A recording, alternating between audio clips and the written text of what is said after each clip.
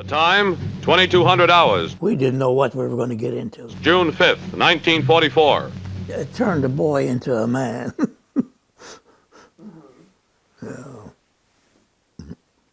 Yeah, I grew up fast. General Brereton, on the line for the takeoff, passes on the traditional good luck charm, a rabbit's foot. It's to my mother and dad.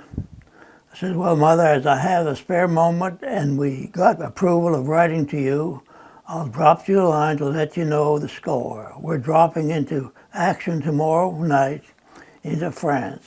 Don't worry, Mother, because everything's going to be fine and dandy.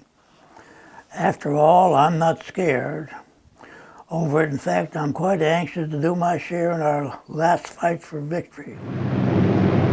As we approached the coast of France, I could look down, I was right in the doorway. I could look down and see all those people, boats, contrailing. I mean, just literally thousands of them. Mother, I'm going there with a clear soul and a true heart.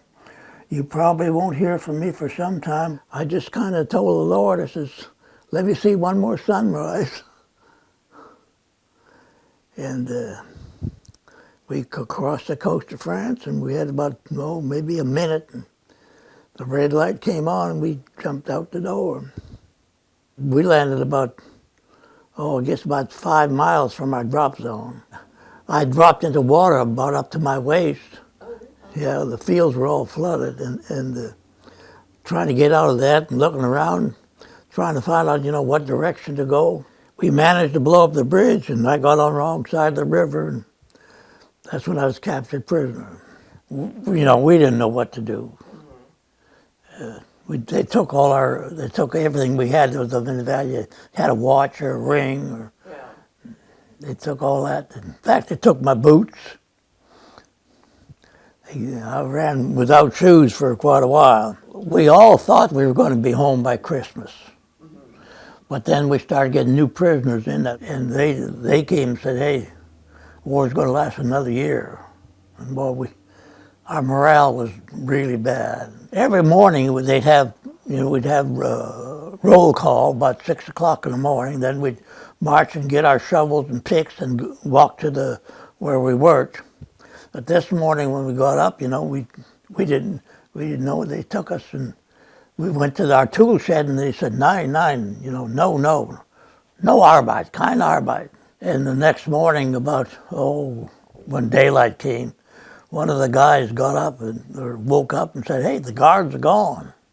And no German guards. So we got up and we started walking towards what we thought was towards American lines. We come to this little town and kind of get emotional on this thing. And anyway, I seen in the vestibule of a house, I seen this soldier.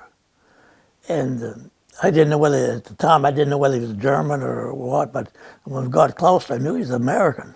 And I ran up and hugged him, kissed him, and I looked up in the heavens and I said, Lord, thank you. I was free, I was well, and I was going home. They've gotten easier to look back, but some of the things will never be easy. When we were in that bombing raid, I happened to be fortunate enough to land in a ditch beside an old stump, and my partner was on the other side. He didn't survive. When I left him, I had a morphine needle, and he was hurt, and I gave him put my morphine into his one leg. The other leg was gone. And he kept calling for his mother. And I told him, you're going to be all right. Now he died.